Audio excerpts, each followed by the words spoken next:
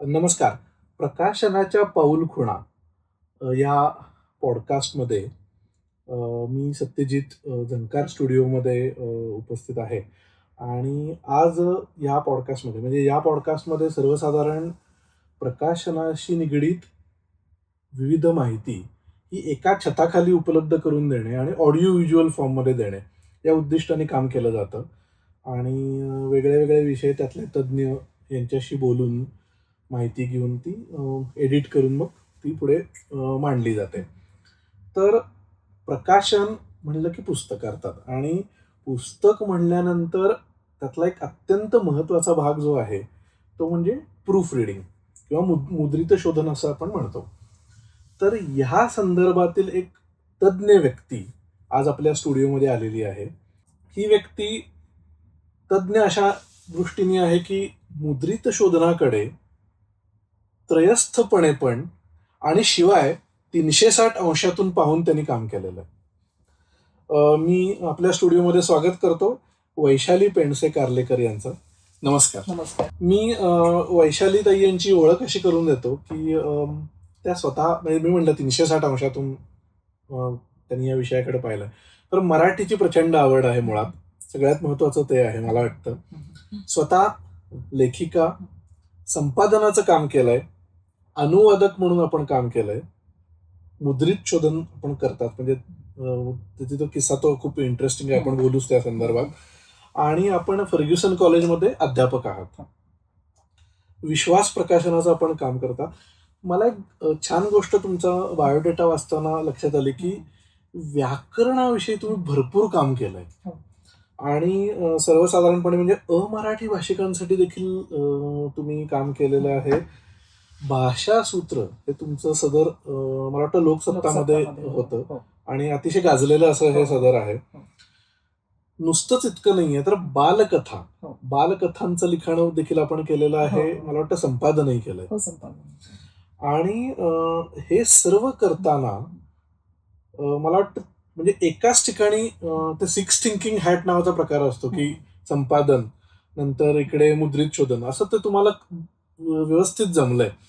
तर मला एक उत्सुकता अशी आहे की मी जेव्हा लहान होतो आणि लहानपणी घरी लिखाण वगैरे व्हायचं, तेव्हा अशी चर्चा ऐकू यायची की आज प्रूफ तपासून आली आहेत, तर ते व्यवस्थित काम करायला हवंय, कारण खिळे जुळवताना परत चुका होतात.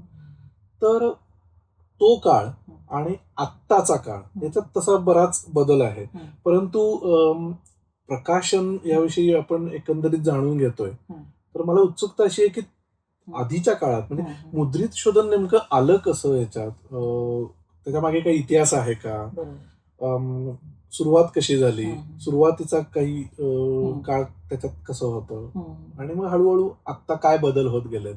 असं एक तुम्ही कृपया मला सांगा. हो, नक्कीच. सर्वप्रथम तुमचे आभार की मला इथे बोलण्याची संधी दिली. आता आपण मुद्रित शोधनाचा इतिहास असं जर तुम्ही म्हणालात, तर खरं सांगायचं तर मुद्रित शोधन म्हणजे पुस्तकाच्या जन्माबरोबर मुद्रित शोधनाचा जन्म झाला. कारण जसं पुस्तक तयार होत गेलं, तसं ते तयार करणारे, संपादन करणारे, त्याचं मुद्रित शोधन करणारे, असं सगळी ही कामं नव्यानेच निर्माण झाली. कारण पुस्तक अचूक व्हावं यासाठी मुद्रित शोधनाची गरज निर्माण झाली. खरं सांगायचं तर सुरुवातीला संपादन हा शब्द सुद्धा खूप उशिरा वापरला गेला आपल्याकडे. त्यामुळे मुद्रित शोधन हा शब्द सुद्धा खूपच उशिरा वापरात आला. तोपर्यंत हे पुस्तक यांनी तयार केलं असा उल्लेख आपल्याला जुन्या पुस्तकांमध्ये आढळतो. तर बरेचदा संपादन आणि मुद्रित शोधन हा थोडासा एकमेकांच्या हातात हात घालून जाणारच एक काम आहे असं थोडंसं म्हणता येईल. की मजकूर जास्तीत जास्त अचूक करणं हे मुद्रित शोधकाचं मुख्यतः काम आहे. तर जेव्हापासून पुस्तकांची छपाई सुरू झाली, आता तुम्ही म्हणालात तसं की सुरुवातीला खेळ्यांमधून ती छपाई व्हायची, म्हणजे खेळ एका पुढे एक जोडून, म्हणजे त्याचेच टंक ज्याला आपण फॉन्ट म्हणतो, तर ते खेळ एका पुढे एक जोडून ती सगळी छपाई केली जायची. आता एखादा खेळा जरी वेगळा पडला तरी वेगळं अक्षर उमटायचं.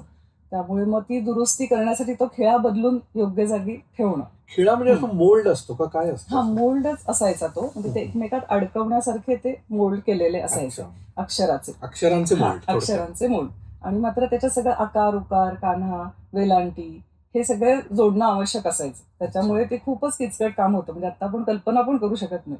आता आपण एका क्षणात एक वाक्य हो. लिहितो कशाला बोलतो. किती वेळा डिलीट करतो, हो, एडिट करतो. तेच ना, किंवा बोलून आपण टाईप करतो. हो, तर खरंच पूर्वीच्या आहे. काळी ती खरंच खूप कष्टाची प्रक्रिया होती. त्यामुळे तेव्हा झालेली छोटीशी चूक सुधारण्यासाठी सुद्धा वेळ लागायचा. अच्छा, हां. त्याच्यामुळे हं, मग हं. पुन्हा चुका पण होण्याची शक्यता होती. होती. कारण ती पुन्हा ती चूक तिथे, आणि कसं व्हायचं, ते प्रत्यक्ष छापून झालं की कळायचं ती अच्छा. चूक झालेली. त्याच्यामुळे ते पुन्हा दुरुस्ती करणं म्हणजे खरं तर खूप परिश्रमाचं काम होतं. पण त्यावेळी सगळ्यांचा अचूक छपाईवर इतका भर होता की कितीही कष्ट करावे लागले तरी पुन्हा पुन्हा दुरुस्त्या करून ते अच्छा. सगळं तो मजकूर अचूक करण्याकडे कल होता. त्यामुळे जसं जसं पुढे प्रगती होत गेली तसं तसं संपादन, मुद्रित शोधन ही दोन्ही कामं बरोबरीनेच वाढत गेली. मग त्यावेळेला प्रूफ रिडिंग हं. अनेक वेळा करावं लागायचं का? हां, अनेक वेळा म्हणजे अजूनही सांगू का, खरं सांगायचं तर आदर्श पद्धतीत 3 वेळा करावंच. अच्छा, 3 हां, वेळा किमान किमान व्हायलाच हवं. व्हायला हवं. तर त्यावेळेस कदाचित जास्त 5 वेळा वगैरे सुद्धा करावं लागत असेल. म्हणजे अचूकतेपर्यंत जाईपर्यंत करावं लागेल तेवढं. अच्छा. किंवा तुम्हाला कल्पना असेल, जुन्या ग्रंथांमध्ये शेवटी एक शुद्धीपत्रकासारखं एक पान जोडत करेक्ट. असे. म्हणजे शेवटी हां, अजून काही सापडलं हां, पुन्हा तर ते तिथे तर मग अगदी छोट्या-मोठ्या चुकांसाठी हं. पुन्हा सगळं काम करणं अवघड व्हायचं. म्हणून मग एका पानावरती त्या सगळ्या दुरुस्त्या लिहून ते पान जोडण्याची एक पद्धत होती. अच्छा. हं. अ, आत्ता जी काही पुस्तकं तयार होतात त्याच्यात शुद्धीपत्र मला फारसं दिसत म्हणजे आढळून तर येत नाही. किंवा मग काही विशिष्ट प्रकारच्या पुस्तकांसाठी ते अजूनही कदाचित फॉलो केलं जात असेल. नाही, आता कसं आपल्याला गरज भासत नाही अच्छा, खरं गरज सांगायचं भासत तर. नाही हां, त्याची. कारण आता सगळं पुस्तक एकत्र छापलं जातं. म्हणजे हं. मला काय म्हणायचं की शुद्धीपत्रक जर आपण छापणार असू तर आपल्या हातात पुस्तक पण आहे छापणं बाकी. मग अच्छा. त्यासुद्धा आपण तेव्हाच दुरुस्त बरोबर, करू बरोबर. शकतो. म्हणजे डिजिटल प्रिंटिंगमध्ये डिजिटल प्रिंटिंग किंवा आत्ताच्या प्रिंटिंग पद्धतीमध्ये सगळं पुस्तक एकाच वेळी छापलं जातं. पूर्वी कसं होतं की ते शुद्धीपत्रकाचं पान नंतर वर चिकटवण्याची सोय होती. कारण तेव्हा अच्छा. ते सगळी पद्धतच वेगळी होती, बाइंडिंग किंवा इतर गोष्टी. तर पुस्तक छापून झाल्यावर सुद्धा एक पान त्याच्यावरती चिकटवून ते शुद्धीपत्रक म्हणून देत असत. आता आपण शुद्धीपत्रकासकटच एका वेळी छापायला देऊ, जर आपण शुद्धीपत्रक करायचं म्हटलं तर. मग शुद्धीपत्रक जोडण्याऐवजी आपण मूळ पुस्तकात त्या दुरुस्त्या करू शकतो आणि मगच ते छापायला देऊ शकतो. त्यामुळे त्याची तशी गरज नाही. आता आपण एक करू शकतो की एकदा पुस्तकात जर चुका राहिल्या तर पुढच्या आवृत्तीच्या वेळी ते आपण सुधारून छापायला पाठवू शकतो. अच्छा, म्हणजे असं. नवीन नवीन आवृत्त्या मग हां. त्यात काही मजकूर परत बदलला हां. तर त्याचबरोबर चुकाही आपण. अगदी बरोबर, दुरुस्त करू शकतो. मग त्यावेळेला पूर्ण पुस्तक परत प्रूफ रीड होतं का तेवढाच खरं तर बदलला? करावं. आदर्श पद्धतीत जेव्हा पुन्हा छापायला जाते तेव्हा आपल्याकडे परत एकदा संधी असते की आता ते आपण अधिक अचूक करू शकतो. तर दुसऱ्या वेळी सुद्धा त्याचं वाचन करावं किंवा नंतर पुस्तक छापून झाल्यावर काही गोष्टी आपल्या लक्षात येतात, वाचकांकडून येतात की अशा दुरुस्त्या राहिलेल्या आहेत. तर दुसऱ्या आवृत्तीच्या वेळी ती आपल्याला संधी असते की आपण पुस्तक अजून अचूक करू शकतो. तर तेव्हा सुद्धा पुन्हा एकदा मुद्रित शोधन किंवा दुरुस्त्या करणं असं काम केलं तर ते पुस्तक पुढे पुढे अजून जास्त दर्जेदार आणि अचूक होऊ शकतं. मुद्रित शोधन आणि संपादन हां.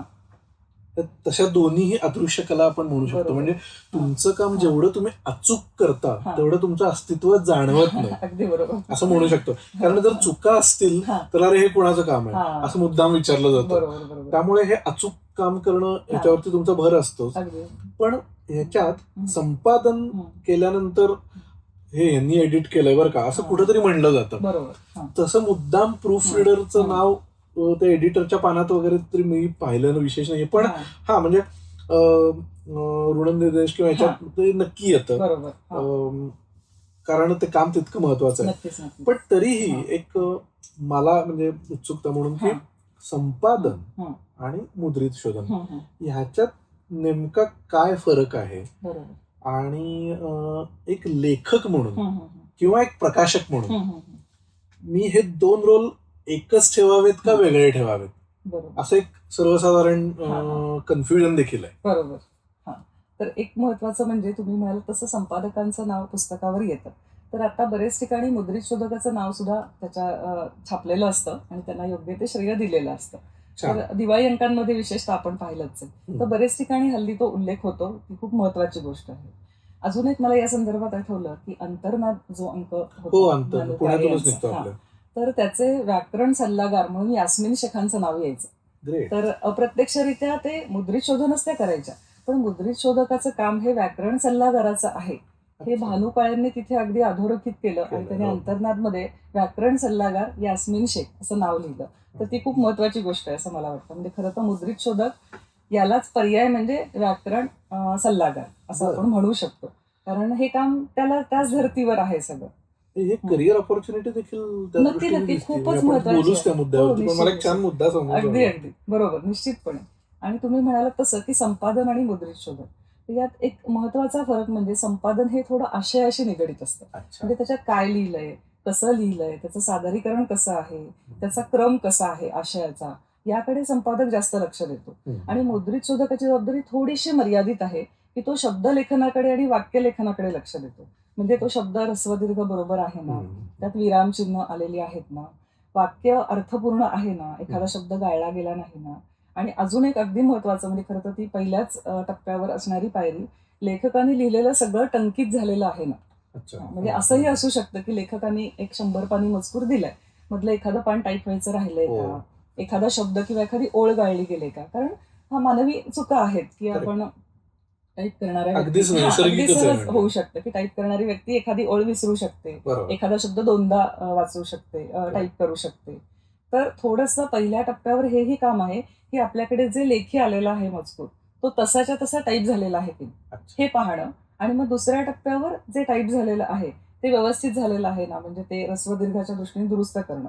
कधीतरी असं असू शकतं की लेखकाच्या लेखनात ऱ्हस्व-दीर्घाच्या चुका असू शकतात, पण मुद्रित शोधकाचं काम आहे की त्यांनी ते दुरुस्त करणं. काही वेळा जाणीवपूर्वक जर लेखकाने काही शब्द तसे वापरले असतील की जे व्याकरण नियमांना धरून नाहीयेत, किंवा तुम्ही म्हणालात तसं की भाषा सुद्धा, की समजा प्रमाण भाषेपेक्षा वेगळी भाषा, जसं काही बोलीभाषेतले शब्द असतील, तर अशा बाबतीत लेखकाशी संपर्क साधून किंवा संपादकाच्या मी मदतीने मुद्द्याकडे येणारच हां. होतो. सांगा. संपादकाच्या मदतीने लेखकाशी संपर्क की हे शब्द असेच ठेवायचे आहेत का? तर तुम्ही जाणीवपूर्वक तसे लिहिलेले आहेत का?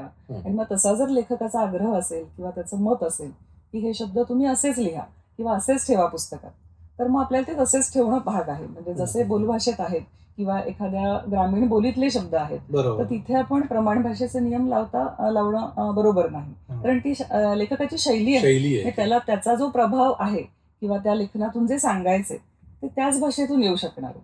तर तिथे आपण प्रमाण भाषेचा आग्रह धरू शकत नाही. पण हे किमान आपल्याला माहीत असलं पाहिजे किंवा बोलून घेतलं पाहिजे. आपण सरसकटपणे ते प्रमाण भाषेत पण रूपांतरित करायला नको आणि लेखकाने लिहिलं ते बरोबर असेल असं समजून दुर्लक्षही करायला नको. म्हणजे जाणीवपूर्वक आपण तो मजकूर वाचला पाहिजे आणि तो तसाच आलेला आहे ना किंवा तसाच हेतू आहे ना लिहिण्याचा, हे थोडंसं लक्षात घेतलं पाहिजे आणि त्या दुरुस्त्या केल्या पाहिजे तसं. आता तुम्ही हे जे वेगळे वेगळे मुद्दे मांडलेत, हां. परंतु तुमचा पहिला प्रोजेक्ट म्हणजे पहिल्यांदा कशी सुरुवात झाली तुमची? हां, हां. तर ते खरं सांगायचं तर मी सुरुवातीपासून लेखन करत होतेच. म्हणजे पत्रकारितेचा मी अभ्यासक्रम केलेला आहे. हो. त्याच्यामुळे काही काळ पत्रकारितेत होते. तिथे तर म्हणजे रोज लिहिणं हेच म्हणजे माझं सुरुवातीपासून काम होतं. त्यामुळे पत्रकारितेतल्या बातम्यांचं लेखन, त्यानंतर मी काही सदर लिहित होते, काही मुलाखती घेत होते. म्हणजे अशा प्रकारे फ्रीलान्स पद्धतीने काम करतच होते. अच्छा. त्यामुळे लेखनातून आधी सुरुवात झाली. आणि अप्रत्यक्षरित्या लहानपणापासून वाचनाची आवड असल्यामुळे माझं लेखन बरचसं निर्दोष, म्हणजे मी 100% नाही म्हणत, कारण शेवटी माणूस आहे, चुका होतात. पण 99.99% माझं लेखन अचूक असायचं आपोआपच. म्हणजे मला ती कदाचित वाचनामुळे एक मिळालेली देणगी असेल.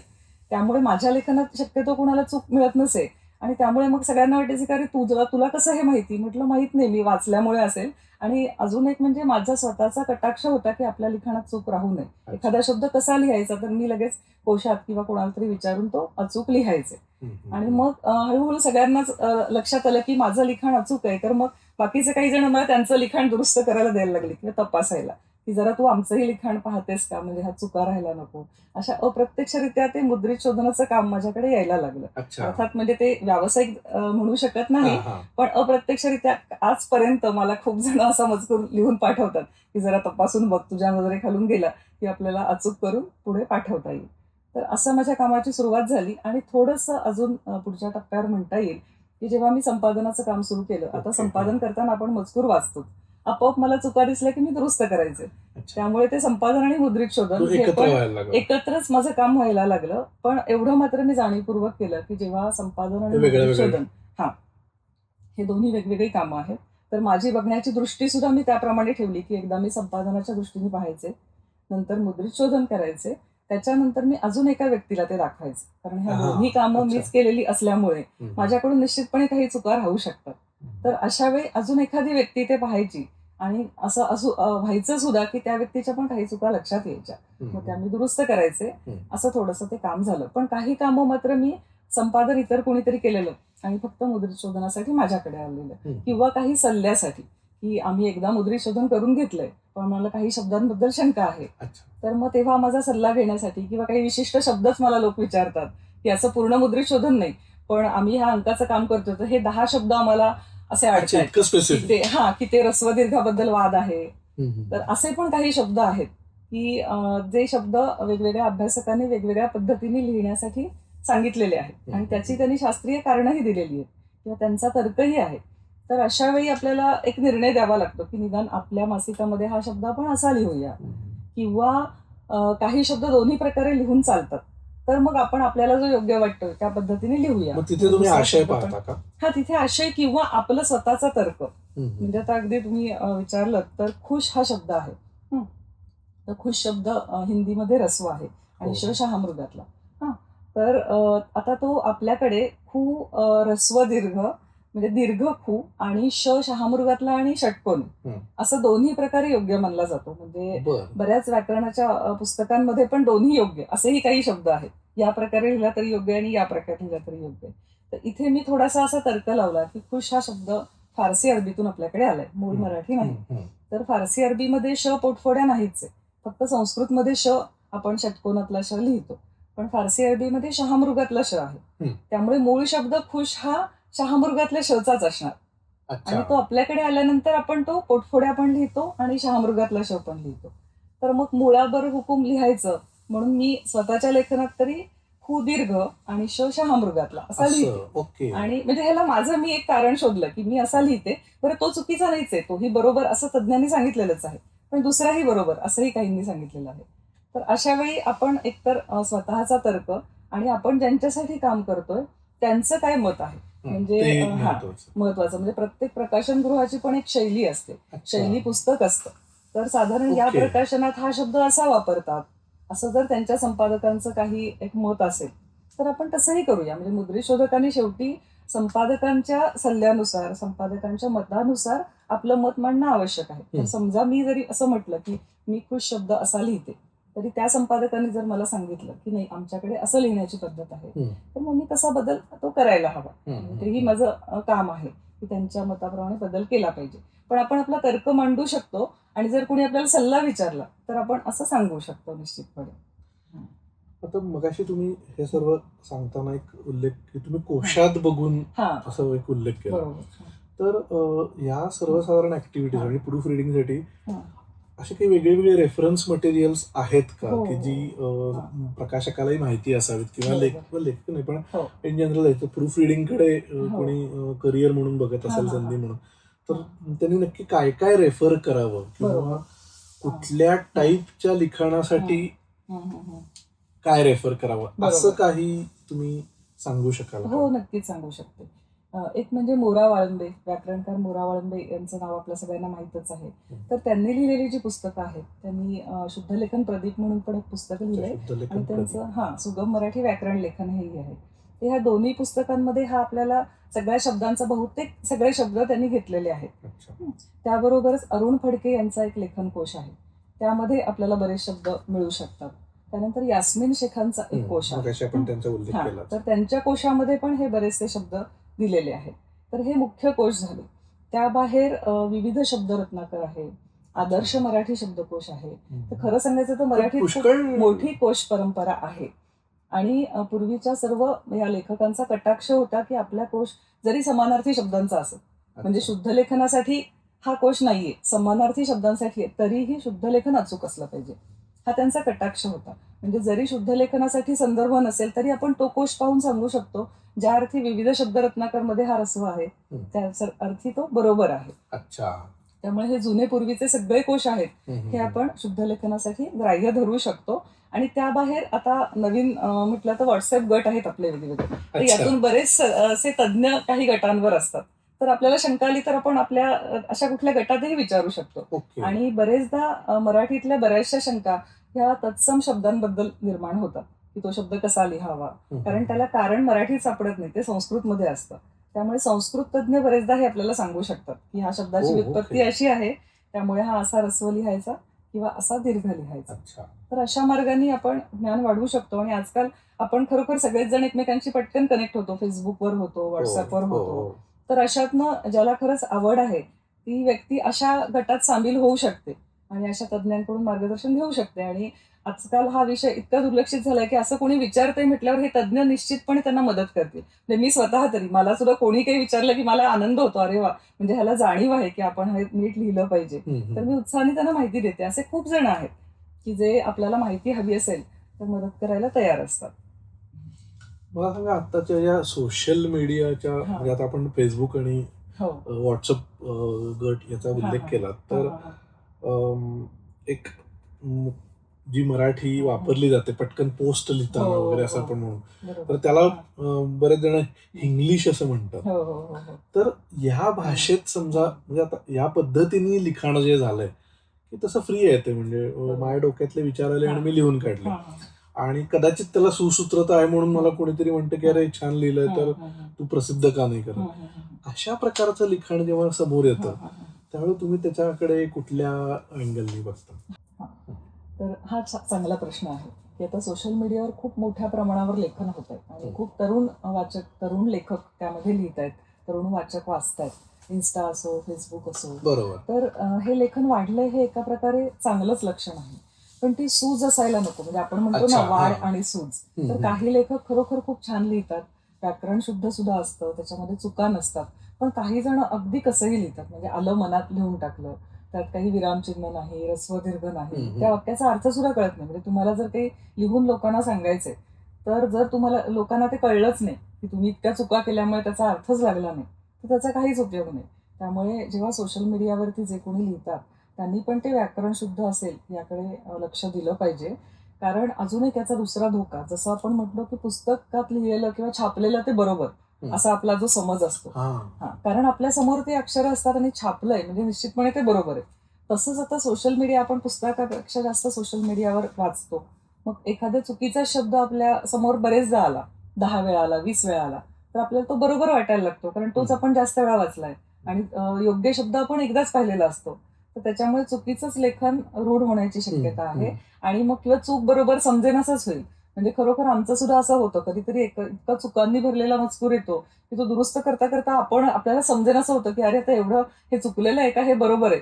मग थोडा वेळ जरा शांतपणे काहीतरी चांगला मजकूर वाचला की परत सगळं जागेवर येतं आणि मग परत आपण त्यातल्या चुका शोधू लागतो. तर सोशल मीडियावर लिहिताना ही काळजी घेतली पाहिजे की आपलं लेखन हे अचूकच असलं पाहिजे. आणि त्यासाठी आपण एकतर आपल्या माहितगार कोणी मित्रमैत्रिणीला विचारायचं की जरा हे तपासून दे. नाहीतर मी तुम्हाला म्हटलं तसं की कोश सगळे उपलब्ध आहेत. इंटरनेटवरती सर्व कोश आज उपलब्ध आहेत आहेत निश्चितपणे. म्हणजे फक्त त्याच्यासाठी आपल्याला ती जाणीव पाहिजे की आपलं लेखन हे अचूक असलं पाहिजे. त्याच्यासाठी काय करता येईल, तर मग आपण ते इंटरनेटवर शोधू शकतो. आता इंटरनेटवर सुद्धा मी तुम्हाला म्हटलं तसं की मराठी शब्दकोश असा जरी एक आपण सर्च केलं तरी आपल्याला शासनाचा मराठी शब्दकोश लगेच तिथे मिळतो. आणि त्यात विविध शाखांचे वेगवेगळे शब्द आहेत. म्हणजे पारिभाषिक शब्द आहेत, इतर सगळ्या क्षेत्रातले शब्द आहेत. म्हणजे भौतिक शास्त्रातला शब्द असेल, काही शब्द आपण नेहमी मराठी लेखनात वापरत नाही, पण एखाद्या विशिष्ट प्रकारच्या लेखनासाठी आपल्याला हवाय. म्हणजे उदाहरणार्थ विद्युत दाहिनी असो किंवा काही पारेषण असो, असं काही खास पारिभाषिक शब्द आहेत की जे आपण नेहमी वापरत नाही, पण ते आपल्याला शब्दकोशामध्ये मिळू शकतात. आणि हे ऑनलाईन आणि मोफत, त्याच्यासाठी कुठलाही खर्च नाही. त्याबरोबर मराठी बृहत कोश आहे, त्यामध्ये सगळ्या कोशांचं संकलन आहे, तो आपल्याला ऑनलाईन उपलब्ध आहे. त्याचबरोबर इतरही अनेक काही कोश आहेत की जे स्वतःहून आर्काइव्ह मध्ये आलेले आहेत, तिथे तुम्ही शोधू शकता.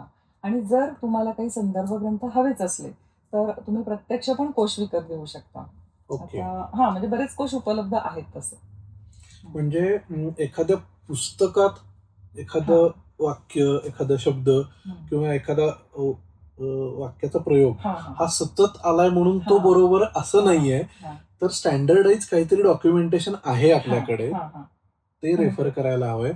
आणि ते रेफर करणारे आपली मित्रमंडळी किंवा प्रूफ रीडर्स यांना गाठून तुमचं लिखाण तुम्ही तपासून घ्यायला हवं. अगदी अगदी बरोबर. मुख्य म्हणजे वाचन जर तुमचं असेल, म्हणजे जसं मी म्हटलं सोशल मीडियात काही जण खरोखर खूप चांगलं लिहितात, त्यांचं वाचन केलं तरी तुमच्या लक्षात येईल की अरे यांचं लेखन कसं आहे आणि आपलं लेखन कसं आहे.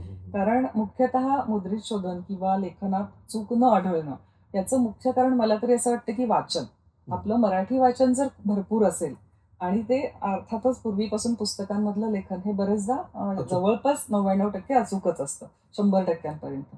त्यामुळे तुमचं वाचन खूप असेल तर तुम्हाला एखादा शब्द कसा लिहायचा हे डोळ्यासमोर जवळपास नक्की आलेलं झालेलं असतं असतं, ते. आलेलं असतं. ते चित्रच दिसतं की हा हे ह्रस्वच आहे, दीर्घ लिहिला तर काहीतरी चुकल्यासारखं हा वाटतं. असं वाटतं हा, ऍक्च्युली असं वाटतं लिहिताना असं आपल्याला. वाटतं, असं वाटतं. पण इव्हन हा. टाईप करतानाही पण वाटतं ते त्यांनाही वाटतं असं. हे काहीतरी त्यामुळे चुकलंय आपलं. हा बरोबर. पण हे कुणाला वाटेल ज्यांनी तो शब्द वाचलेला आहे, ज्याला तो माहिती आहे. अच्छा. जर ज्याचं काही वाचनच नाही आणि नुसतंच लिहायला लागलं आणि पुन्हा आपण लिहिलेलंही तो वाचत नाही, दुसऱ्यांचंही काही वाचत नाही, पुस्तकही वाचलेलं नाही, अशी व्यक्ती लिहायला लागली तर काय होणार? त्यांना ते सगळे प्रत्येक शब्द अडेल.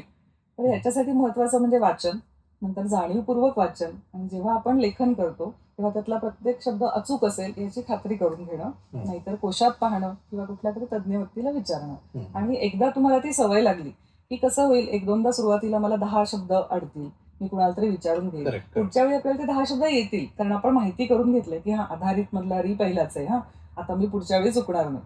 तर असं असं करता करता तुम्ही अचूक लेखनाकडे जाऊ शकाल आणि तुमचं लेखन अचूक लेखनाकडे जाताना जसं इंग्रजीमध्ये आपण म्हणजे अगदी पूर्वीपासून MS ऑफिसमध्ये वर्डमध्ये आपण स्पेल चेक मुद्दाम, अर्थात हे कसं जास्त टेक्निकल लिखाण करणारी मंडळी जास्त वापरायची असं होतं. त्याच्यानंतर मग आता ग्रामरली सारखं टूल आलेलं आहे, ते ईमेलला पण तुमच्या इंटिग्रेट झालेलं असतं वगैरे. तर असं काही मराठीत खरं टूल आहे का की जे वापरल्याने बराचसा फरक पडू शकतो?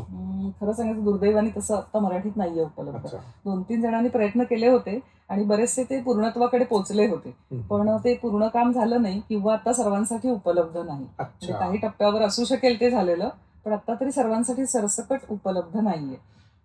पुढे मागे अशा प्रकारचं एखादं टूल येऊ शकतं आणि त्यामुळे बराच फरक पडू शकतो. निश्चितपणे येऊ शकतं, पण मला असं वाटतंय की आता आपण लेखनात म्हणजे जेव्हा आपण टाईप करतो तेव्हा तुमच्या लक्षात आलं असेल की AI ची मदत असो किंवा गुगलचं सजेशन असो, तर बरेचदा अचूक शब्दच आपल्याला सुचवले जातात.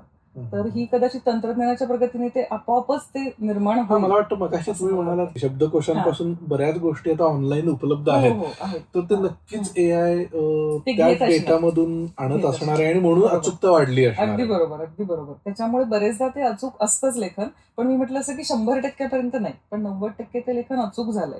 किंवा आपण जसं ईमेल लिहिताना पण मराठीत जेव्हा ईमेल लिहितो तेव्हा सुद्धा आपल्याला सजेशन येतात किंवा एखादा शब्द तोडून येतो, एखादा शब्द जोडून येतो, तर अशा काही सूचना येतात, त्या मदतीने सुद्धा आपण बरंचसं अचूक लिहू शकतो. तुम्ही आता हे जे काही रेफरन्सेस दिले लिखाणाचे थोडेसे, आणि मगाशी तुम्ही विरामचिन्हांच्या बद्दल बोललात, तर ह्या विरामचिन्ह वापरामुळे होणारे अर्थाचे अनर्थ पण आहेत आणि वापरायचे काही नियम पण आहेत, तर या संदर्भात काही तुम्ही मार्गदर्शन करू शकाल का?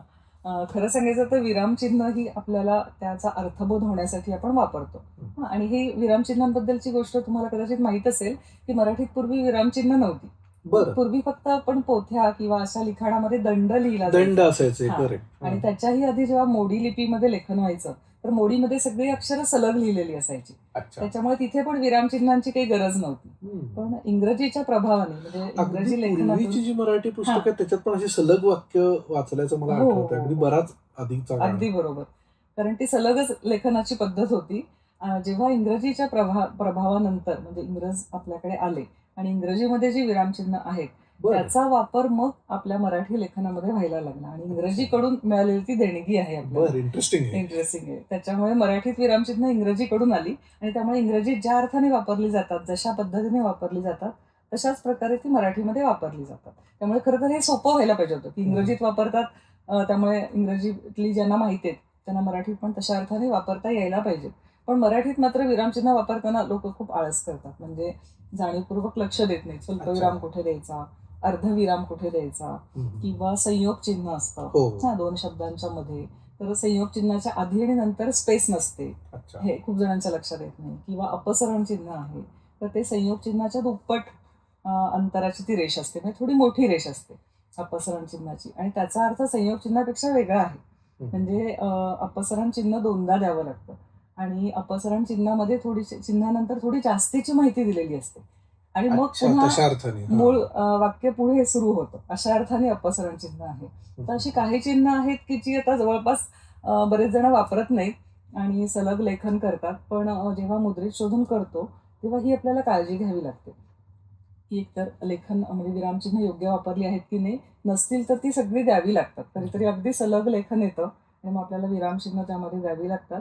अजून एक अवतरण चिन्हांचा मुद्दा, की दुहेरी आणि एकेरी अवतरण चिन्ह. तर आपण एखादा मुद्दा किंवा त्यातला मुद्द्यातला महत्वाचा शब्द हा आपण एकेरी अवतरण चिन्हाने दाखवतो आणि फक्त संवाद असेल तर आपण दुहेरी अवतरण चिन्ह वापरतो. किंवा एखाद्या व्यक्तीचं उद्धृत जसंच्या तसं आपण उद्धृत करत असतो तिथे मग अवतरण, तिथे दुहेरी वापरतो. पण आजकाल सरसकट सगळ्या गोष्टींना दुहेरी अवतरण चिन्ह असं बरेच जण वापरतात. हो, हे दिसतं बरंच. पण ते मला वाटतं टाईप करताना टाईप करताना पण ते चुकीचं आहे. म्हणजे एकेरीच वापरायचं. जर संवाद असेल तरच तरच दुहेरी. दुहेरी वापरायला हवं. तर अशा काही गोष्टी आहेत. अशा अजून काही म्हणजे फॉर एक्झाम्पल वचन क्रियापद असेल किंवा लिंग किंवा सामान्य रूप याच्यात असे अजून काही आहेत ठोकताळे म्हणा किंवा नियम म्हणून अगदी निश्चितपणे. मराठीमधलं लिंग वचन हे लक्षात ठेवावं लागतं. आता इंग्रजी आणि हिंदीच्या प्रभावामुळे आपण त्याप्रमाणेच ते वापरायला लागतो. उदाहरणार्थ व्यक्ती हा शब्द सध्याच्या काळात आपण बरेचदा व्यक्ती हा शब्द वापरतो. तर व्यक्ती हा मराठीमध्ये स्त्रीलिंगी शब्द आहे, कारण तो संस्कृत मधून आलाय. ती व्यक्ती आली म्हणजे एखाद्या पुरुषाचा उल्लेख करायचा असेल तरी आपण म्हणणार ती व्यक्ती आली. पण हिंदीमध्ये तो व्यक्ती आहे म्हणजे ते पुल्लिंगी आहे आणि त्या प्रभावाने असेल कदाचित किंवा माहित नाही, पण तो व्यक्ती असं म्हणण्याची पद्धत आहे, झालेली आहे, रूढ झालेली आहे, जी चुकीची आहे. तर ती लेखनात पण आणि बोलण्यात पण अशी ती सुधारावी लागते सगळीकडे. तर असे काही शब्द आहेत किंवा प्रादेशिक प्रभाव. मी तुम्हाला म्हटलं असं केल्या गेले किंवा केल्या जाते, तर हा थोडासा प्रादेशिक प्रभाव आहे. म्हणजे चूक बरोबर म्हणण्यापेक्षा जर आपण प्रमाण लिहिणार असो तर त्या दुरुस्त्या कराव्या लागतात. पण मी मागे म्हटलं तसं की लेखकाशी बोलून कराव्या लागतात. जेव्हा आपण पुस्तकाचं किंवा असं काही काम करत असतो तर हा प्रादेशिक प्रभाव ठेवायचा की नाही, कोणत्या प्रमाणात ठेवायचा, का सगळं प्रमाणमध्ये करायचं, हे लेखकाशी बोलून संपादकाच्या मदतीने लेखकाशी संपर्क साधून ते ठरवावं लागतं. पण लेखक म्हणाला की नाही मला अशाच भाषेत हे ठेवायचंय, म्हणजे ते जरी प्रमाण नसेल तरी मला तीच शैली ठेवायची आहे, तर आपल्याला ते तसं ठेवावं लागतं. पण आपण निदर्शनास किमान आणलं पाहिजे की हे आता प्रमाणे नाहीये, पण जर तुम्हाला तसंच ठेवायचं असेल तर आपण ते कायम करू असं. आत्ताच्या लिखाणामध्ये म्हणजे मी लिहिताना इंग्रजी शब्द आरामात आणि सरसकट वापरतो आणि कारण मला लक्षात कळालं की तो शब्द माहितीये तिथे मग वापरायला काय हरकत आहे. पण मग त्याच्यामुळे काही गोंधळ होतात का किंवा त्या संदर्भात काही नियम आहेत का, असं काही कुठे स्टँडर्डायझेशन आहे का की ज्याचा उपयोग करता येईल, की ते नियम कसे आहेत वापरून मग मी लिखाण करेन, असं काही आहे का? खरं तर नाहीये ते दुर्दैवाने. म्हणजे आपल्या शब्दकोशांमध्ये वगैरे सुद्धा इंग्रजी शब्द फारसे आपण त्याच्यात नोंदवलेले नाहीये. अच्छा. म्हणजे एक फारसी शब्द वगैरे बरेच आपल्या सुरुवातीचे आहेत. फारसी अरबी पर्यंत आहेत किंवा इंग्रजीमधले जे सुरुवातीच्या काळातले शब्द आहेत, उदाहरणार्थ बँक किंवा बॅग किंवा टेबल, हे शब्द आता अगदी मराठी झालेत. कारण का तर त्याचं सामान्य रूप होतं टेबलावर आपण म्हणतो, टेबलवर नाही म्हणत, तर टेबलावर म्हणजे मराठीप्रमाणे आपण त्याचं सामान्य रूप केलं. बँकेत म्हणतो, बँकमध्ये किंवा बँक असं नाही म्हणत, तर बँकेत म्हणतो. जेव्हा एखाद्या शब्दाचं सामान्य रूप लिंग वचन होतं तेव्हा तो शब्द आपण मराठी झाला असं म्हणू शकतो. पण ही प्रक्रिया जवळपास 90 किंवा 80 सालापर्यंत सुरू होती. त्याच्यानंतरच्या काळात इंग्रजीचा प्रभाव इतका वाढला की इंग्रजीचे शब्द मराठीत येताना ते इंग्रजीसारखेच आले, म्हणजे त्याला आपण मराठी रूप देत नाही. त्यामुळे मग कसं झालं की ते थोडेसे खटकायला लागले. आता अगदी एक सहज मला उदाहरण आठवलं. आपण कार्ड शब्द म्हणतो, कार्ड समजा कार्ड हा शब्द म्हणायचा, पोस्ट कार्ड, तर इंग्लिशमध्ये कार्ड असा उच्चार आहे, म्हणजे पोस्ट कार्ड, मराठीत कार्ड, म्हणजे आपण त्याचं मराठी रूप केलं. तर आपण आता कार्ड म्हणण्याऐवजी जर कार्ड म्हटलं तर तो मराठी झाला. मग कार्डे, कार्डांना, हे सगळं त्याचं सामान्य रूप होऊन तो मराठी शब्द झाला. पण आजकाल नवीन पिढी पोस्ट कार्ड, शब्द कार्ड, कार्डला असं जेव्हा म्हणायला लागतात ना, तेव्हा तो इंग्रजीपणा त्याच्यात टिकून राहिलेला दिसतो. आणि मग ते त्याला मराठीकरण त्याचं झालं नाही असं आपल्याला करायला हवं. माझं म्हणणं आपल्याला नवीन शब्द घ्यायलाच हवेत. जुन्या मराठी शब्दांच्या आधारे नवीन शब्द येणं भाषा प्रवाही असण्याचं लक्षणच आहे, हे अगदीच लक्षण आहे. तर आपण सगळे इंग्रजी शब्द म्हणजे आवश्यक ते इंग्रजी शब्द नक्की मराठीत घेतले पाहिजे, पण त्याला मराठीचं रूप देऊन, म्हणजे त्याला मराठीकरण त्याचं करून आपल्याकडे घ्यायचे की आता मी कार्डाला असं म्हणतो, आपलंसं करायचं. हेच आपण पूर्वापराने कुठलीही भाषा हे करते. जसं फारसी अरबी शब्द, कितीतरी फारसी अरबी शब्द आहेत की आपल्याला वाटतही नाही अरे हे आपले मराठी नाहीये. तसं संस्कृत शब्द तर आपण अधिकारानेच घेतो की सगळे मराठीत आपण घेतो. तसं आपण इंग्रजी शब्द घ्यायला खरंच हरकत नाही, पण त्याचं मराठीकरण करून घेऊया. म्हणजे मराठीच्या पद्धतीने ते शब्द रुळतील आणि इंग्रजीचा प्रभाव वाटणार नाही, तर ते मराठी शब्द असे वाटतील. मग अशा प्रकारचं म्हणजे तुम्ही मग अशी विविध हा. कोशांचा उल्लेख हा केला, हा हा तर त्याच्यात हे बदल करायला अगदी हवेत का? बरोबर. हा, तो पण मुद्दा महत्वाचा आहे. जसं ईमेल आपण मगाशी म्हटलं, तर ईमेल म्हणायचं तर तो ईमेल म्हणायचा, ती ईमेल म्हणायची का ते ईमेल अच्छा. म्हणायचं, ह्याचा संदर्भ आपल्याला कुठेच सापडत नाही. समजा मी असं ठरवलं की मला मराठी वाक्यात ईमेल शब्द वापरायचा आहे, तर मी तो कसा वापरू असा मला प्रश्न पडला तर मी कुणाला विचारणार? कारण कुठल्याही कोशात त्याचा उल्लेख नाही. तर आता ह्या इंग्रजी शब्दांचा समावेश आपल्या कोशातही करायला हवा. पुन्हा तो कोशात केल्यावर ते सार्वत्रिक करायला हवं. नाहीतर पुन्हा कोशात राहील, पुस्तकात राहील, पण पुस्तक जे कोणी वाचतील त्यांच्यापर्यंतच ते जाणार. तर खरं तर ऑनलाईन माध्यम किंवा इतर कुठल्या माध्यमातून हे सर्वांसाठी खुलंही ठेवलं पाहिजे. म्हणजे मुख्यतः खरं तर ऑनलाईनच. आत्ताचे विद्यार्थी कोश उघडायला जाणार नाही, तर त्यांना ऑनलाईन असं कुठेतरी उपलब्ध असलं पाहिजे की मला हा शब्द अडला तर मी तिथे जाऊन बघेन आणि त्याप्रमाणे ती दुरुस्ती करेन. मला याच्यावरून अजून एक सुचलं, म्हणजे आपल्याच बोलण्यातून हा मुद्दा आला. बरोबर. मगाशी आपण AI टूल्सचा रेफरन्स आणि हो. तसं मराठीत नाही आहे हा, किंवा हा, हा. तितकं अचूक नाहीये. बरोबर. मला वाटतं हे ना सगळे एकमेकाला जर जोडलं गेलं अगदी बरोबर. की नवीन शब्द येत आहेत, त्याला आम्ही आपलंसं करतोय, बरोबर. पुन्हा ते प्रसिद्ध करतोय बरोबर. आणि सगळ्यांना उपलब्ध आहेत, तर हे झाल्यानंतर आपोआपच AI ची अचूकता अजून वाढेल हो. आणि AI कडून तुम्हाला जे मार्गदर्शन मिळणार आहे ते अजून अचूक होईल. असं एकंदरीत मला वाटतं अशी ती चेन आहे. खरंय खरंय, अगदीच खरंय. आणि आत्ताच्या ह्या सगळ्या नवीन तंत्रज्ञानाने खरंच ते शक्य आहे, पण त्याच्यासाठी ती इच्छाशक्ती हवी. म्हणजे मराठीचे जाणकार, कोणीतरी करायला पाहिजे, मराठीचे जाणकारही हवेत, मराठीचे तज्ज्ञ हवेत, त्याच्याबरोबर या सॉफ्टवेअर मधले किंवा तंत्रज्ञानातले तज्ज्ञ यांनी एकत्र येऊन हे करणं खरंच अवघड नाहीये. आता ते करण्याची गरज आहे निश्चितपणे. आणि मला वाटतं की त्याच्यामुळे नवीन लिखाण करतात त्यांना ते अजून अधिक सोपं जाईल. निश्चितपणे. हे आपल्या बोलण्यासारखंच मी लिहितोय आणि चुकीचं नाहीये, मुद्दाम कोणी ऑब्जेक्शन काढणार नाहीये. अगदी बरोबर. म्हणजे लिखाण वाढेल अजून निश्चितपणे. म्हणजे लिखाण वाढतच आहे. अजून एक म्हणजे काही जण म्हणून लिहायला घाबरतात की अरे लिहिलं आणि मग ते चुकीचं असलं तर आपल्याला चुका निघतील आणि मग कुणी हसेल किंवा आपल्याला त्याचा दोष लागेल, तर म्हणून बरेच जण लिहित नाहीत. तर त्यांची पण भीती कमी होईल. म्हणजे आता कुठेतरी आपण अशा पण टप्प्यावर आलोय की अरे मराठीत लिहा, चुकलं तरी चालेल पण मराठीत लिहा, आम्ही ते दुरुस्त करून देऊ किंवा तुम्ही कुणाला तरी विचारा. पण मराठी लिहिणं अवघड जातंय किंवा मराठीत चुका होत आहेत म्हणून लिहिणारच नाही, अशा टप्प्यापर्यंत पिढी ही जाऊ नये. ह्याच्यासाठी पण आपण प्रयत्न करायला हवे की आम्ही तुम्हाला सांगू किंवा इथे इथे उपलब्ध आहे माहिती, तुम्ही मराठीत लिहा आणि अचूक लिहू शकता, असा विश्वास पण देण्याची गरज आहे. ते पण ह्यातून साध्य होईल. म्हणजे निश्चितपणे महत्त्वाचं. मगाशी तुम्ही अंतर्नाद मॅगझिनचा उल्लेख केला आणि नासिकाचा, आणि त्याच्यामध्ये व्याकरण सल्लागार असं तुम्ही पद सांगितलं. बरोबर. प्रूफ रिडिंग याच्यामध्ये विविध करिअर संधी कोणत्या उपलब्ध, म्हणजे मला ते इंटरेस्टिंग वाटलं मगाचं. तर अशा वेगळ्या वेगळ्या करिअर संधी काय काय उपलब्ध असू शकतात. तुम्ही उत्तम वाचनाचा रेफरन्स दिला, तर उत्तम वाचक आहे तर मी एक उत्तम प्रूफ रीडर होऊ शकतो का? मला अजून काय शिकायला हवंय? या दृष्टीने कुठे ट्रेनिंग मिळतं का? आणि मग विविध संधी काय आहेत, अशी काही तुम्ही एक थोडक्यात मला माहिती द्याल? नक्कीच. खरं सांगायचं तर व्याकरण सल्लागार, मी म्हटलं की व्याकरण सल्लागार म्हणून यास्मिन शेख यांचा उल्लेख अंतर्नादमध्ये असायचा. तर मुद्रित शोधक हे पद जवळपास व्याकरण सल्लागार असंच आहे. कारण त्यामध्ये तुम्हाला प्रत्येक शब्द कसा लिहायचा, वाक्य कसं लिहायचं, अचूक कसं असलं पाहिजे हे तुम्हाला कळलं तरच तुम्ही मुद्रित शोधन करू शकता किंवा व्याकरणाविषयक सल्ला देऊ शकता.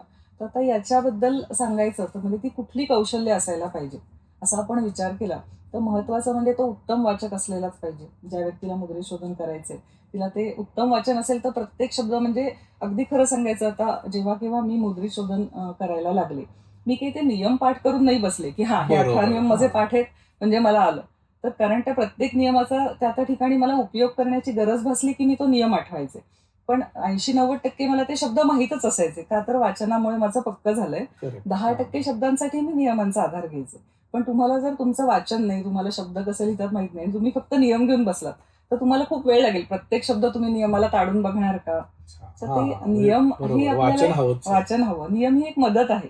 म्हणजे काही शब्दांसाठी नियमांकडे जावं लागतं, पण बरंचसं काम हे आपल्याला लक्षात आलं पाहिजे. म्हणजे वाचन जर एखाद्याचं असेल आणि ज्याला लेखनातल्या चुका कळत असतील तर अशा व्यक्तीने काही मजकूर आपण मुद्रित शोधन करून बघावा आणि मग त्याच्या लक्षात येईल ओके. की आपल्याला हे जमतंय. आणि त्याच्यानंतरची कौशल्य म्हणजे पुढे व्यासंग वाढवणं. म्हणजे मग सरावासाठी तुम्ही अनेक प्रकारचे मजकूर घ्यायचे तपासायला, त्यातल्या चुका लक्षात येत आहेत का, त्यानंतर ते सगळं आपण एखाद्या तज्ज्ञाला दाखवायचं. म्हणजे जो मुद्रित शोधक आहे किंवा बरेच वर्ष ज्यांनी काम केलेलं आहे अशा व्यक्तीकडून मार्गदर्शन घेऊ शकता की माझं हे काम बरोबर चाललंय का. आणि ह्यात जितकं जास्त काम करू तेवढी जास्त अचूकता येऊ शकते. म्हणजे जेवढे तुम्ही जास्त प्रकारचे शब्द पाहाल, जास्त विषयांवरचं लेखन बघाल, तेव्हाच तुमच्यात ती अचूकता येऊ शकते. म्हणजे आज मी काम सुरू केलं आणि आज लगेच मला 100% आलं असं होणार नाही, पण अजून 1 वर्षात मी एका विशिष्ट टप्प्यावर पोहोचू शकेन की माझं काम जास्तीत जास्त अचूक होईल. आता याचं मार्गदर्शन म्हणाल तर पत्रकारितेच्या अभ्यासक्रमामध्ये मुद्रित शोधन शिकवलं जातं. अच्छा, म्हणजे हो. त्याच्यात ह्याच्यात आहे निश्चित ते. निश्चित बरं. इथे मुद्रित शोधन शिकवलं जातं. त्याबरोबर काही महाविद्यालयांमध्ये पण मुद्रित शोधनाचे अभ्यासक्रम आहेत. बरं. ते छोटे तुम्ही छोटे कोर्सेस आहेत की हां, पूर्ण असे? म्हणजे एका सत्रापुरते असे आहेत अभ्यासक्रम. म्हणजे फर्ग्युसन महाविद्यालयामध्ये सुद्धा बरं. आहे मुद्रित शोधनाचा. पण त्यावेळेस मला एक अडचण जाणवली. म्हणजे तो जरी अभ्यासक्रम असला तरी तुमची काहीतरी पूर्वतयारी हवी. म्हणजे मला असं म्हणायचं की ज्या व्यक्तीला अजिबातच लेखनाचं ज्ञान नाही, अशी व्यक्ती अचानक 6 महिन्यात एकदम तयार होऊ शकत नाही. तर त्या व्यक्तीला स्वतःही प्रयत्न करावे लागतात. एक तर पूर्वज्ञान की मला एका ठराविक टप्प्यापर्यंत मला येतच आहे, पुढचं शिकायचंय. तर तो अभ्यासक्रम मदत करू शकतो किंवा मदत करू शकेल किंवा अजून म्हणजे तुम्हाला तेवढा सराव वाढवायला हवा की मी आज हे नियम शिकले, आता त्या नियमांप्रमाणे मी वाचेन आणि पुस्तकामध्ये कुठे तो नियम आहे, कुठे ते शब्द आहेत, ह्याचा स्वतःचा अभ्यास असेल तर 6 महिने ते वर्षभरात कोणीही चांगलं मुद्रित शोधन करू शकेल. पण तेवढे प्रयत्न जास्त लागतील. तुमची तयारी किती आहे हे त्यावर आहे. म्हणजे एक तर पूर्वतयारी जास्तीत जास्त असली तर थोड्याशा प्रयत्नात होऊ शकाल. पूर्वतयारी नसेल तर थोडा जास्त परिश्रम करून तुम्ही ते करू शकाल काम निश्चितपणे. एआय ही संधी म्हणून बघावी का हां. तोटा म्हणून बघावा? मुद्रित शोधनाच्या बाबतीत. मुद्दे. आता खरं सांगायचं तर मुद्रित शोधनाच्या बाबतीत मी तुम्हाला म्हटलं तसं की आता एआयचं स्वरूप तुम्हालाही कल्पना आहे आणि सर्वांना कल्पना आहे की जो आपण मजकूर देतो ते एआय सगळं रेकग्नाइज करतं, स्वतः घेतं, एक प्रकारे खातं ते स्वतः आणि खाऊन मग नंतर आपल्याला त्यातलं सार देतं अशा प्रकारे. तर जेव्हा मुद्रित शोधन आपण करतो तेव्हा तो मजकूर प्रसिद्ध व्हायचा असतो, प्रसिद्ध होण्याच्या आधी आपल्याकडे आलेला असतो. अशा वेळी जर तो आपण एआयला टाकला तर एआय एक प्रकारे ते आपण कुणाला तरी दिल्यासारखा म्हणजे पब्लिक झालं तिथे. पब्लिकच झाल्यासारखं आहे. आणि मग त्यातल्या चुका एआय किती सांगू शकेल मला शंका आहे. कारण आणि मी तुम्हाला म्हटलं असं 90% चुका तसंही आपल्याला ऑनलाईन प्रकारे सोडवताच येऊ शकतात. एआय अजूनपर्यंत तरी तेवढंच आहे. अजूनपर्यंत एआय 100% नाही गेलेलं आहे. जसं की एक 10% शब्द आहेत की जे आपल्याला कोशात बघावे लागतात किंवा जे शब्द दोन्ही प्रकारे लिहिले तरी चालतात. अशा ठिकाणी आपल्याला निर्णय घ्यावा लागतो की दोन्ही प्रकारे बरोबर आहे, पण आपण कुठला शब्द निवडणार. तर अशा ठिकाणी अजून तरी एआयची मदत पुरेशी नाही असं मला वाटतं. आणि दुसरा मुद्दा मी तुम्हाला म्हटलं तसं की एआयला दिलं म्हणजे ते पब्लिक केल्यासारखंच आहे. आणि ते लेखकाचं जर असेल तर म्हणजे लेखकाची पण तो हक्क आहे, त्याचा कॉपीराईट आहे की त्याचा मजकूर आधी कुठेही प्रसिद्ध व्हायला नको त्याच्या परवानगीशिवाय. तर आपण तो प्रसिद्ध करतो असाही त्याचा अर्थ होतो. म्हणजे तोही आपल्याला हक्क नाहीये की दुसऱ्या व्यक्तीचं लेखन प्रसिद्ध करणं. आणि आपलं स्वतःचं जरी असेल तरी ते त्याला दिल्यासारखंच आहे ना, म्हणजे आधीच प्रसिद्ध झाल्यासारखं आहे. तर आता तरी मला असं वाटतं की एआयच्या मार्गाला मुद्रित शोधनासाठी जाऊ नये. पण आता माहित नाही अजून 6 महिने वर्षभरात काय काय घडामोडी घडतायत. मला वाटतं एखादं टूल फक्त जसं इंग्रजीमध्ये वापरतो तेवढ्या पुरता उपयोग फार फार तर ठीक आहे, तिथपर्यंत विचार करावा. तिथपर्यंतच विचार पण करावा. सगळंच त्याच्याकडे देऊन नको देऊन टाकायला असं. नक्कीच. ऍक्च्युली छान चर्चा चालली आहे. तुम्ही खूपच ह्याच्यातले मुद्दे व्यवस्थित आणि तुमच्या अनुभवातून मांडताय.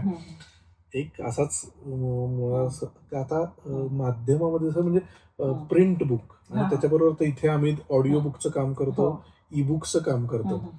तर कुठेतरी ना लेखकांनी अशा एका मध्य पॉइंटवरती पण यायला हरकत नाहीये की माझं लिखाण हे तिन्ही माध्यमात चालेल. कारण आज वाचक आहे आणि म्हणजे लिसनर्स पण उपलब्ध आहेत आणि ऑनलाईन वाचक आहेत. तर ह्या दृष्टीने देखील म्हणजे इथे प्रूफ लिसनिंग होतं असं आपण म्हणू. तर अशा दृष्टीने देखील मला वाटतं ओव्हरऑल मुद्रित शोधनाकडे एक नव्याने बघावं का, की एखादं लिखाण समोर आलं मग संपादकाचा एक विचार आहे आणि हे विविध माध्यमातून जाणार आहेत या दृष्टीने मी काही मुद्रित शोधन करेन. हा. असा एक विचार करावा का हो याच्यापुढे? हो, निश्चितपणे. ज्या मजकुराचं उत्तम मुद्रित शोधन झालेलं आहे ना, तो ते कुठेही. श्राव्य म्हणजे मला अच्छा. म्हणायचंय ते वाचताना सुद्धा तुम्हाला अडचण नाही येणार. आणि अजून एक यावरून मला आठवलं, की अनुवाद करणं असो किंवा लेखन करणं असो किंवा मुद्रित शोधन, हे अचूक झालंय हे बघण्याची अजून एक युक्ती आम्ही कधीतरी असं करतो, की ते मोठ्याने आपणच मजकूर मोठ्याने वाचायचा. अच्छा. मग वाचलं की आपल्याला कळतं नाही काहीतरी खटकतंय किंवा ओके. ह्याचे पॉजेस व्यवस्थित नाहीयेत. याचा अर्थ आपलं विरामचिन्ह त्याला चुकलंय. खरं. स्वल्पविराम कुठे हवा हे आपल्याला बोलून कळलं पाहिजे. तर एक प्रकारे उत्तम मुद्रित शोधन झालेलं मजकूर हा ह्या तिन्ही माध्यमांसाठी अगदी योग्य आहे. हे त्याचं निकष म्हणता येईल, की ते उत्तम प्रकारे झालेलं आहे. जर म्हणजे तुम्हाला एकमेकांशी जोडलं गेलंय हे एकमेकांशी सगळं. जोडलं गेलं. एखादं पुस्तक तुम्ही वाचत असाल ऑडिओ बुकसाठी आणि तुम्हाला काही स्वतःहून बदल त्यात करावे लागले नाही. याचा अर्थ त्याचं मुद्रित शोधन सुद्धा उत्तम झालेलं आहे. निश्चितपणे. छान. वैशाली, तुम्ही आज झंकार स्टुडिओमध्ये येऊन प्रकाशनाच्या पाऊलखुणा या अंतर्गत मुद्रित शोधन हा विषय अत्यंत व्यापक पद्धतीने आणि सोप्या भाषेत मांडला. आणि मला वाटतं त्याच्यात घ्यायला खूप आहे. म्हणजे अजूनही बरंच आहे. पण सध्या मला वाटतं की या प्राथमिक माहितीच्या आधारे हा पॉडकास्ट प्रकाशित करू आपण. श्रोते काय म्हणतात त्यांच्या प्रतिक्रिया घेऊया. पण जाणवतंय की करायला खूप काम आहे. अजूनही काही भाग घ्यायचे होऊ शकतील असं जाणवतंय. आज आपण याच ठिकाणी थांबूया. मला तुमच्याशी बोलताना खूप मजा आली. आणि असं बोलता बोलता देखील जेव्हा काही सुचतं तेव्हा लक्षात येतं की ही चर्चा योग्य दिशेला निघालेली आहे. तर थँक्यू व्हेरी मच. खूप छान वाटलं. आणि तुमच्या पुढच्या कार्याला स्टुडिओतर्फे मनापासून शुभेच्छा. धन्यवाद. आपले सुद्धा खूप आभार. माझी पण हीच अपेक्षा आहे की आपल्या आजच्या चर्चेमुळे मुद्रित शोधनाकडे जरा गांभीर्यपूर्वक बघायला लागतील बरेच जण. आणि अचूक लेखन हे किती महत्वाचं आहे हे जर सगळ्यांना जाणवलं तर मला असं वाटतं की आपल्या चर्चेला या सगळ्या खूप खरोखर अर्थ प्राप्त झालाय असं मला वाटतंय. तुम्ही मला इथे बोलवलं आणि ही संधी दिली त्याबद्दल खरोखर मनापासून आभार. Thank you so much.